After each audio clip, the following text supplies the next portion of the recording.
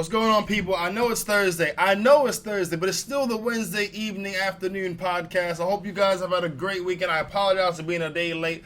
I had something I had to do yesterday, which took up a lot more time than I thought it would allow. So, I think I phrased that horribly wrong. Let me try it again. I had something to do that took up more time than I expected to. Okay, cool. I'm not going to start off the podcast with horrible grammar. That's not the way to do it here on the ItsJusBrandon Podcast. Did you guys see the Twitter? Yeah, baby, the Twitter's up there. The ItsJusBrandon Podcast Twitter is up there. If you guys want to follow it, just hashtag or at the IJBPC and bang, pops up. I'm glad that I have such an annoying acronym that it's just unique in nature and no one else has touched it. It makes me feel good. It's like when you type in your email address and it says, this is available. You think, yes, I am the king of originality.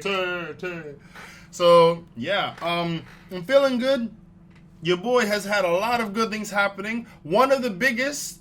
First, let me give a shout out to Inspire LS Magazine. Shout out to Dean. Shout out to Sash. Shout out to all the amazing people on Inspire LS because they gave your boy an article, a bowling article. I read it. I said, God damn, I sound accomplished. It was a good look. And shout out to Dean for putting that because it's an amazing piece of work. I read that. And I need to be in a movie soon with this type of reviews going on about a brother. I need to be doing it bigger.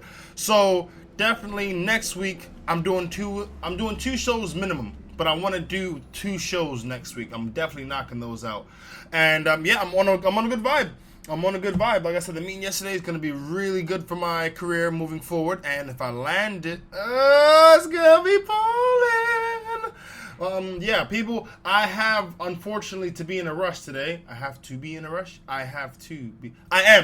today, unfortunately, because I got things I got to do. I got writing I need to do, food I need to eat, showers I need to take, and, we're losing daylight as we speak. Daylight savings time is approaching, baby. Now, for everyone out there, listen to me. Daylight savings time. The day before, listen. Make sure you have nothing annoying happening. You're going to get an extra hour of sleep. You ain't getting that again till next year. You need to embrace this extra hour of sleep. So turn off your phone or make sure it's an indefinite silent. Get the comfortable pillows. Maybe play some Sade in the background. I don't know what she said. I saw little side, you want to sleep. Whatever. You got some Sade. Maybe light a candle. Don't light a candle if you're sleeping. You'll burn the house down. That's stupid. Do not light a candle. That was a very dumb idea. But make sure you create that environment so when that extra hour of sleep hits, it feels good. Do that. Every year that passes and I get the extra hour of sleep, I don't utilize it. If you want to utilize that extra hour, just make sure you turn off everything. Go to sleep early and just embrace that extra hour of giggity good sleep. Unless you're some type of alcoholic, then it won't really matter. Anyway, let's get this going and let's get it started. Politician urinates in homeowner's coffee while working as a repairman. Okay, now, I know that people can be annoying and unsightly, but peeing in their coffee?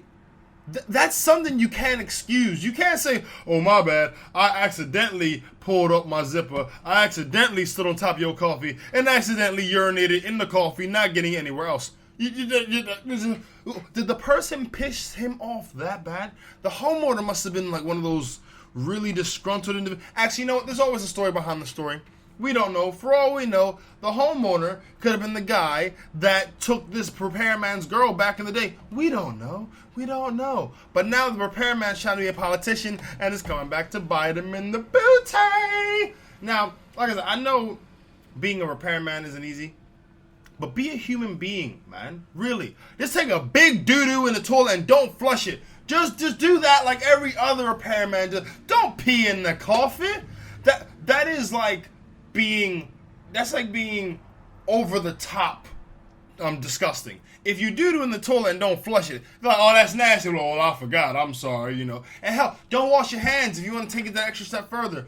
But to pee in the coffee, anyone who finds your coffee has been urinated in, you would just punch because it ain't going to taste the same for some reason your coffee's got bitter and it tastes like, salty. No.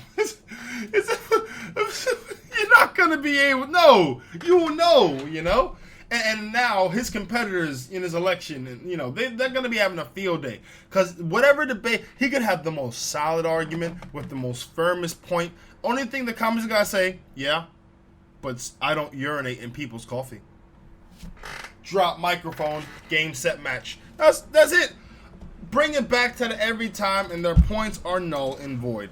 I mean, unless he's a really good politician, then, a really good politician could turn around like, yeah, I pee in this coffee. You know why? Because he wasn't about the people. I'll pee in any terrorist's coffee any day of the week because terrorism deserves pee in their coffee. And people start clapping like, oh my God, I'm gonna pee in a terrorist cup now. I'm gonna pee in Osama bin Laden's coffee right now. A good politician can swing it. I'm not a great politician. I don't want to be a politician. Politicians do nothing but not answer questions, be very vague, and then have their own agenda of the people that are funding them. I don't want to be a puppet. I hate to be a puppet. And now a word from our sponsors. Sorry. I couldn't resist. Okay. Oh, man. Okay, next up. Being beautiful isn't easy. 20-year-old girl writes an essay on people focusing on her looks and ignoring her intelligence. There's no winning, is there, fellas, with women? If they're not pretty enough, then they feel like life's against them and it's too hard. If they're too pretty, they feel like life's against. Okay, I actually believe this, and I learned this from a photographer. If you have a large bust, if you're showing that first, that's what the person's going to think first of you. Now, I don't care if you mean to, don't mean to. If you're rocking spaghetti straps and you are busty up top, you're advertising that bust and your intelligence will be second fiddle to your bust. That's how it goes down. That's not a man thing. That's a society thing. If I'm walking out there and I've got like a Speedo on and my bulge is showing, they're not going to worry about the fact that my IQ is 210. They're going to think, hey, this bulge guy walking up towards me. All right, then. This is happening. She wrote an essay about it. Now, this is a complete woman issue. When I say that in a sense where it's not really an issue, it's like saying, it's raining outside, but I don't want to carry my umbrella. It's like, you got a problem, and there's an obvious solution. But to do that solution, it would make you, inverted commas, uncomfortable. And once you become inverted commas, uncomfortable, then you're feeling all sad. You're feeling like, things ain't working, all the rest is jib job or claptrap. And I say claptrap because I'm sorry, listen, you can dress down. Yes, as a woman, you can dress down. And a lot of women will say, why should I have to? You don't. But that's don't say it's the pain of being beautiful. You cannot say, I don't like to be wet, then say, I don't want to carry an umbrella outside. You look good. Embrace it. If you're intelligent, then this is where I question her intelligence. If you were really intelligent, you would know that you need to dress a certain way for your intelligence to have a chance to get in there edgewise. If you're a person that's stunningly beautiful, that's gonna come through first. It's not about people saying, oh no, she pretty and ain't got no sense. No, it's what you first see. One of the biggest questions girls will be like, why do guys like personality? Because we can't see it. We can't see your personality. And most of the time, we can't see your personality, not because it's on the inside, but because you don't have any. You focused on your exterior so much that when we look on the inside, your personality is empty. Oh, I'm on a roll. I'm sorry. I'm not trying to be I'm not trying to be a douche here. But I'm saying this. I'm a guy, black, 6'4". So when I approach someone, they're going to see my physicality. They may think intimidating, they may think imposing, but if I walk up, keep my distance, politely, soft-spoken, say, good afternoon, my name is Brandon, nice to meet you, they're going to think, oh, okay, well, that's different. But if I walk up to, what's up, motherfucker? It's just, they're going to think, whoa, black guy, oh, whoa, 999, oh, black guy. So it's about playing your hand the way you need to accomplish the end goal. A lot of people aren't about the end goal. This isn't even women, this is a lot of people. A lot of people are not about the end goal. And as they're not about the end goal, they think short term. And when they get those speed bumps on, we're like, wait, why am I getting speed bumps? I'm only thinking 3 steps ahead. So I don't have any sympathy for it. Sorry. If you wanted to, you could dress down. You don't want to, fair dues. Suffer for being beautiful. It sounds dumb, even me saying it. Anyway, this is where women screw up their equality. Because they don't want to dress down. Because they don't feel they have to. But they'll dress up and falsify themselves. And they want people to like them for who they are. This is what boggles young men's minds, really. No one wants to talk about this because they say, oh, well, she can dress how she wants to. Yes, you can, but understand, dressing away has repercussions. Yes, for a guy and for a girl. If a male wears skinny jeans in a particular country, he risks being ridiculed. If a woman wears particular hair weaves in particular parts of the world, she risks being ridiculed. It's how it goes. People want to act oblivious. Good luck to you. It's like, if you don't want to pay attention, then you're going to get what you're going to get. Yeah. And you know what I feel sorry for in the situation? I don't feel sorry for the girl. Hell, I don't feel sorry for the people who are saying she's beautiful. I feel sorry for her boyfriend. Yes, she has a freaking boyfriend. And you know, the poor guy is just sitting there. If guys weren't hollering at this girl in front of him before, they're going to be doing it now. They're going to, oh, so she thinks she that damn fine. And when that boyfriend is walking with her down the street, singing, do what not. When they're walking down the street, and that 6'9", 280-pound dude approaches him like, hey, I want to talk to your girl. And he knows he can't be a man. He keep going, no, you know what, I'm going to turn the cheek and walk away, because those who walk away live to fight another day. He's going to have to do that. Why? Because if he tries to, hey, what you talking about, son? This is my girl. Yeah, he may look like a knight in shining armor, but he's going to have a shining cast on his arm when that big guy done breaking him into several pieces.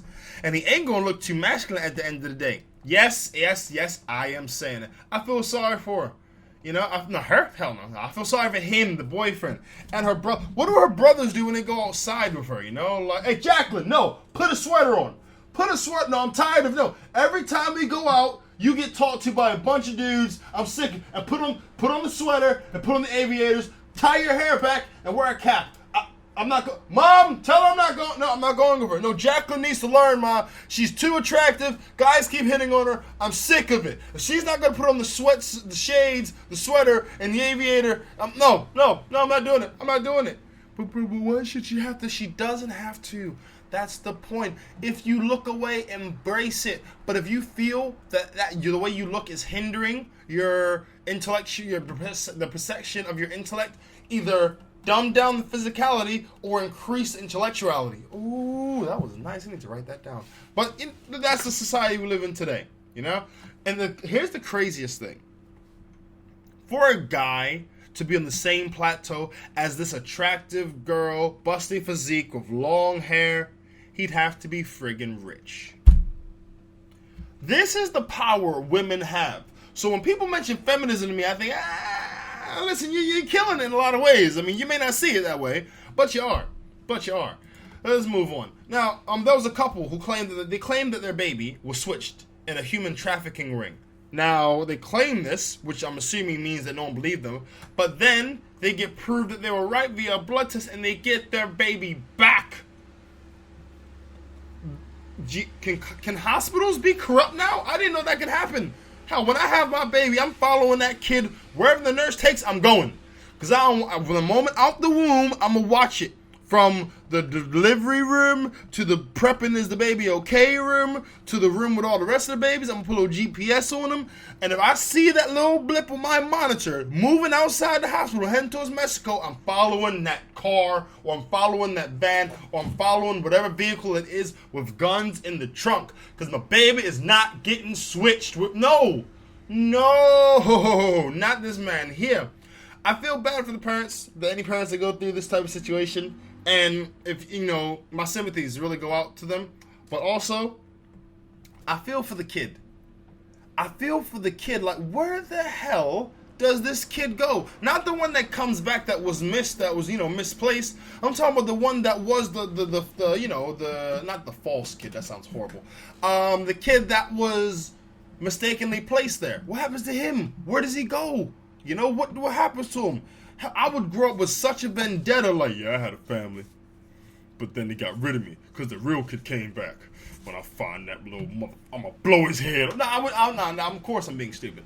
But I would definitely think that kid's gonna have some trauma growing up. Like, okay, so I'm to my last family. I thought I had parents. Well, yeah, they gave you when they found that you weren't yours. What? You weren't theirs. What? They gave me up? Jesus. Well, who's my real parents? We don't know. Oh, really? I'm going to go on a Tupac F the world thing now because this is ridiculous. That wasn't really too funny, but it is a general thought of mine. Let's move on, people. Actually, no. One more point. That hospital would be sued and burnt to the ground. You cannot accidentally switch a baby. You can't do. It's not a remote control. For a baby to get out of a hospital, it needs coordination. Some doctor needs to know, a nurse needs to know, and a security guard needs to be on the take. For that to be accomplished, at least those three bare minimum. How are you walking past security with a baby? Or how are you walking past security with a bunch of laundry that for some reason you have to hold in a specific way at your crib? I didn't know you can cradle freaking overalls. That's weird. Why are you cradle? No, that takes coordination, and that hospital should be shut down. Let's move on. In Texas, 2 high school football players were suspended after hitting the referee. Ooh, boy. Okay. I play basketball in a league out here in the UK. So I've had my fair share of referees that more than qualified to get beat. And that's me being really, really honest with you. Would I hit them? No. Would I accidentally hit them? No. Why? Because I'd see them again. But like, there's a certain level of gratification I took when I thought, oh wow, the ref got hit. Nice. Because think about it.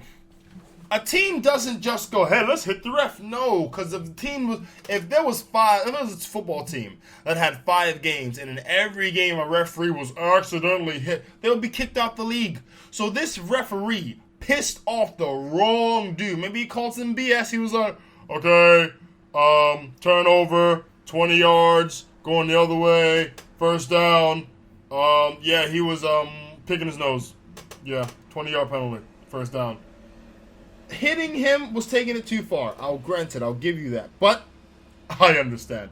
And I saw the video. The hit was vicious. The ref was completely unaware. The guy ran up and was like, boom! Knocked him spark out. Whatever calls he was making, he ain't making them again, boy. He's not. And like I said, teams just don't hurt a ref for no reason. The ref was doing some dumbness, and he got some comeuppance, boy. And like, I love sports. I love to play them, not really watch them unless it's boxing or MMA. I do. And referees have single-handedly screwed teams, helped weaker teams win, and shifted the flow of the game. And for that, they do need a hit. I mean, I hope they're all right, the referees. I hope no really serious harm came to them. So they can tell the other referees in a little society that, hey, listen, the players are catching on, man. They're not freaking playing. They're hitting us now. What the hell do we do? What do we do? Once refs start to be aware that they're going to be consequences for their BS, it's going to be a different type of football game. You know this. Moving on really quickly. There was this thing on Snapchat, right? As you know, your boy's on Snapchat. ItsJusBrandon. I lost my original account because what freaking Windows Phone. Anyway. Moral string pulling. I don't like this. I don't approve of it. Now, there was a picture that said, would you invite a refugee to stay at your house? Listen, these refugees are escaping war-torn countries. It's one of the few stories that are out today, or that's been out in the last couple of years, where the UK and the US are not the heroes.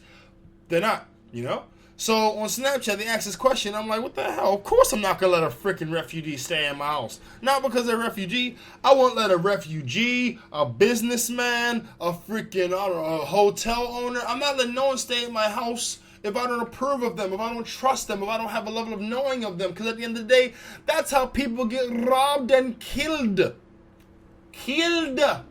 Because you just let them motherfuckers stay at your house. Why? Because you're listen, I understand you're going through bad times. Don't get it twisted. But going through bad times doesn't make you a victim. A person can be hit with a bad circumstance, and depending on that person's, attitude, They can either let it make them, let it break them. If you have a person who's building or a house catches on fire, a person who's a go-getter will make that situation work for them. They'll get whatever files they can. They'll go to their job, ask for an event. They'll make it happen. But a person who wants everything done for them, they'll cry, they'll moan, they'll complain, they'll woe is me and all that, and they'll get nowhere. And it's not because, what happened to them, but it's how they handled what happened to them. Bad things happen to everyone, okay? Everyone. No one is immune to bad things happening to them. But it's the people who know how to make a bad thing into a good thing, or to take a good from a bad. Those are the people that change their own lives. They shape their destiny. They're not affected by their environment. I know, I talk about this a lot. Blah, blah, blah. Preach. I'll move on. I'm just saying. No, you're gonna sit in my house unless you think you're cool. You need to have a crazy basketball crossover, or you need to have some funny jokes, so I need to just have a really good vibe from you. Moving on. In Australia, the land down, Corky thunder. No, there was a python found in a man's toilet. Listen, a python? Do you have any idea how big a python? You didn't even see toilet. You didn't see porcelain. You just saw scales. I would not use a toilet for a year. I would go outside. The same place I know snakes are coming from, I would do out there. Why? Because at least I know they're there. The toilet?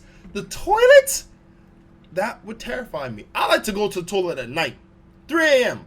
Get up, go sit in the toilet. And the thing hangs. So if I'm sitting in the toilet, my thing hangs, I'm peeing, and I feel something knock against it in the hair. The scream! The scream I would let out. You would hear it in Canada, Africa, Australia. You would hear it from wherever you are in the world. It would shift the ice caps. You would hear it. Because my soul would leave. I'd probably faint. I would probably faint. And you'd find me the next morning, snakes slithering around me, slowly eating me. Head maybe busted because I fell on the ground. I would be screaming. I know that's not everywhere in Australia, but that has soured Australia for me a little bit, just to know that sometimes I'd have to put my ear to the toilet seat before I lift the lid, and if I hear, I gotta call the police. I ain't dealing with that, man. I ain't dealing with that. There was this thing. The founder of the Burning Man, he defended the lack of diversity of the festival, saying, I didn't think black people liked to camp. Yeah, I didn't think black people like to camp either. I don't see, is this a problem? I have never in my time heard of a group of 4 black guys say, man, I can't wait to hit the woods. Yeah, me too. The ferns are really nice this year. Yeah, man, I can't wait. I got my new sleeping bag and stuff. Oh, really? I learned how to make a fire. Oh, man, I can't wait to put up the tent. Oh, you see the hammocks? No! Brothers, don't talk about that. Like, I'm not saying black people do not go camping. I'm not saying that. I'm saying if you had to list a top 10 of black people's hobbies, camping wouldn't be in the top 50. It would not be there. It wouldn't. It would not. If a guy said to me, hey, Brandon, I didn't have a couple things you liked because I didn't think you'd be camping, I'd say, yeah, good call, bro. Good call. Because I don't do camping, scuba diving, or raw cheese. Why do people like to get upset over things that don't concern them? This is what screws society. People want to get offended over things that have nothing to do with them. They don't have diversity at the Burning Man. Then maybe you should bring more brothers down there. So they're not, hey, we got a following. Okay, we need to, change the acts a little bit. And if they don't, then complain. I can't imagine more than 14 black people complaining about this. If that, you shouldn't have diversity for the sake of it, because every event has an audience. You, listening to this, you're my audience. So I talk about certain types of things. Current events, stories, not the Kardashians. I have what I need to talk about to you guys, because I know you're listening. If I one day start talking to, okay guys, I'm going to talk about depression, because, deep down everyone's depressed. I woke up this morning and I rolled over. I felt like I really wanted to hit the floor because I'm depressed. I was really feeling like eating today, but I didn't because I'm depressed. I would get a brand new fan base of a whole bunch of emos, but I would lose the fan base that I have, all 6 of you.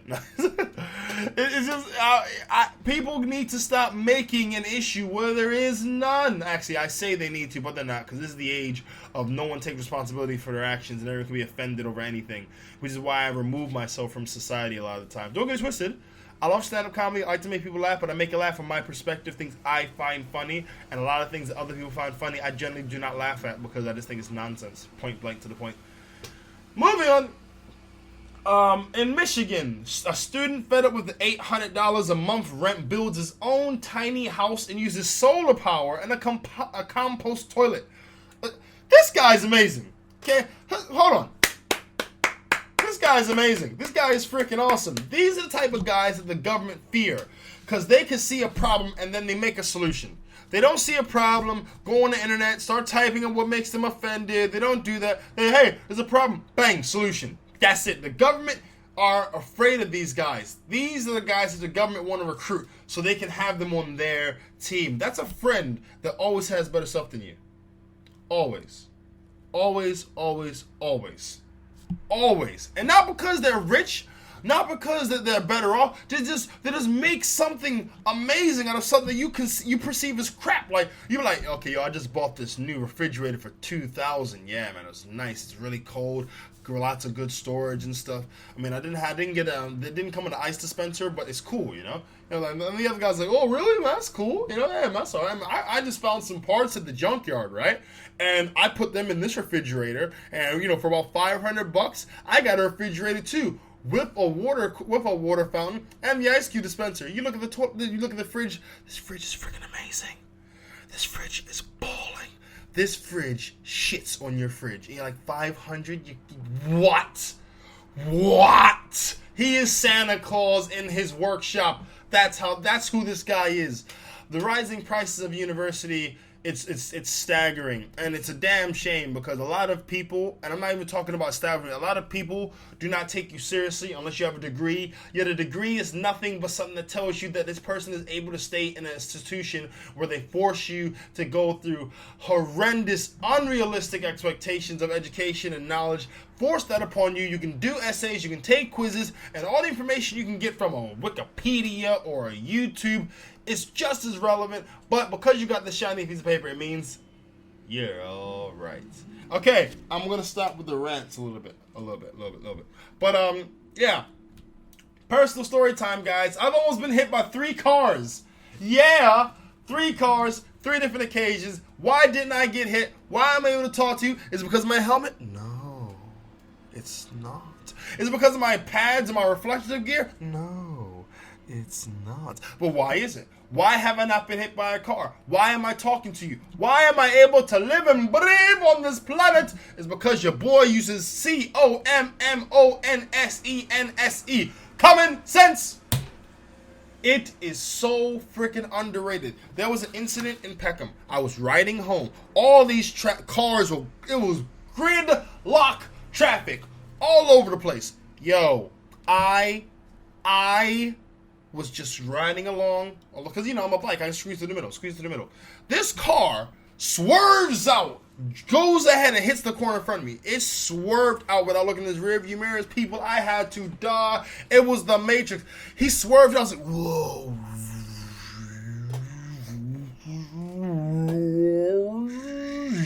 And I got out the way. Yes, like a boss. If I panicked, I'd have been hurt. If I had been angry, what are you doing? You shouldn't be doing. I would have been hurt. No, I got out the way. There ain't no time to argue when a car's about to hit you.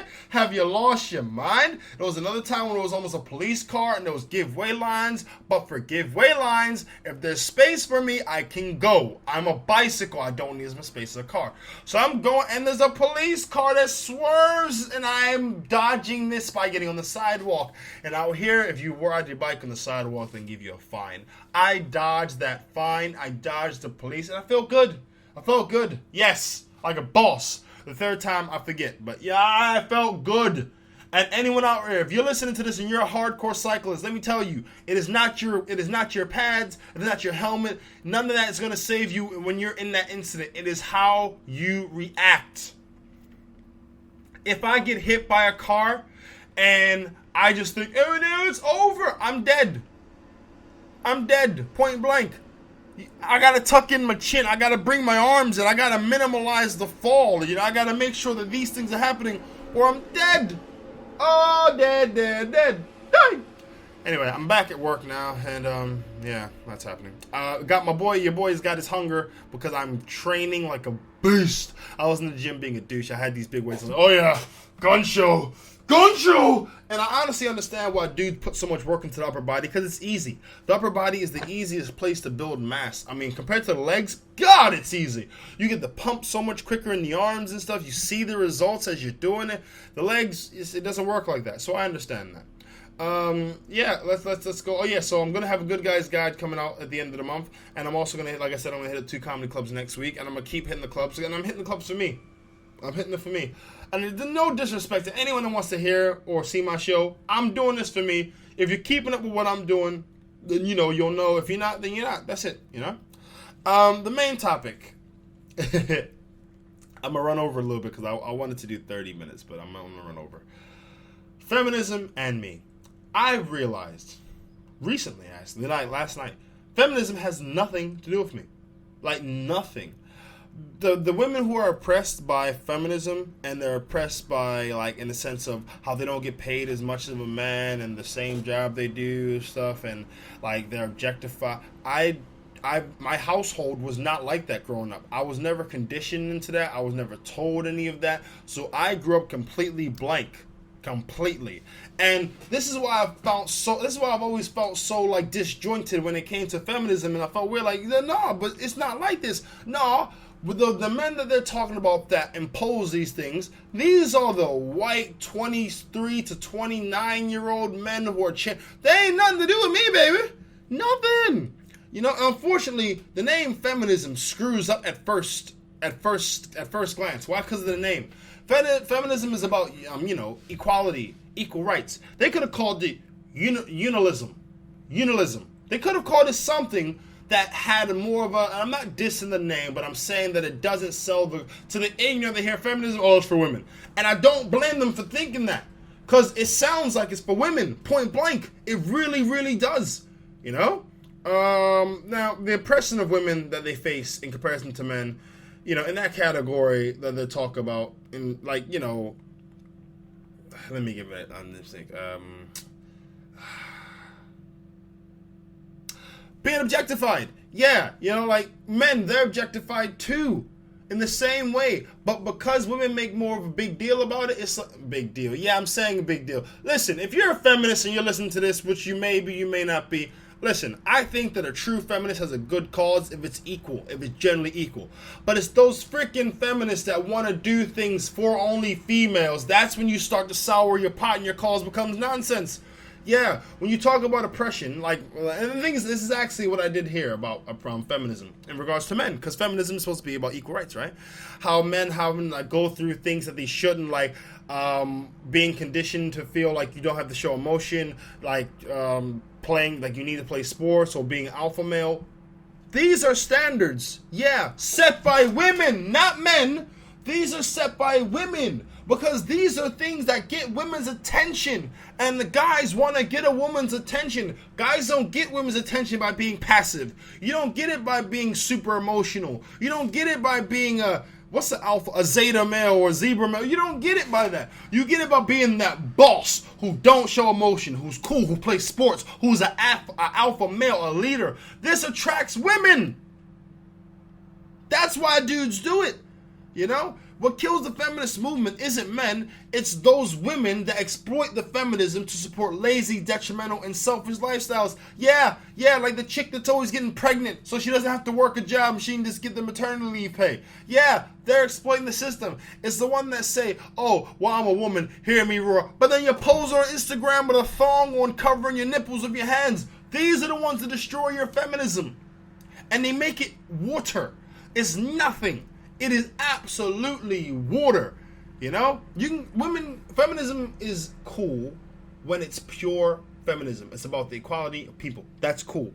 It's when it becomes diluted, that's when it becomes tainted and messed up, Like I said, women are objectified. But no one forces these women to do these things. They get paid a ridiculous amount of money, from the Page 3 girls to Jet Magazine girls to the girls in King and Smooth. They are not kidnapped and said, wear that thong, bend over, show your booty. No, they get paid and they do it. Big smile on their face. When feminists start attacking these things, I'm going to be like, yo, they are about that life. For real, do your thing. Until then, no, sorry, no. No, I'm sorry. From that to the whole with the feminism thing in terms of women being treated equally to men. A lot of women don't want to be treated equally within themselves. Why are you saying this, Brandon? I will explain. I mentioned this point a couple weeks ago on the podcast. Women will go to these magazines. They will look at the Cosmopolitan. They will look at the freaking the Ebony. They'll look at these magazines with these women on the front and they'll aspire to be like them. And every other headline is how to love yourself, how to do this, how to be more in touch with yourself, how to be beautiful, how to have your hair long. And the picture is this unrealistic woman that doesn't exist. I don't care if it's Beyonce, Katy Perry. The women they're showing you don't exist because they got makeup on. Beyonce don't live in makeup. They're airbrushed and photoshopped. They have spots on their face like everyone else. But the person they're showing is this unrealistic, unattainable person. And you listen to them? Who's damning you? Because it ain't the men. The fact that you play into this, you're damning yourself. Listen, like I said, if you want to get pissed off at what I'm saying, feel free. Get at your boy.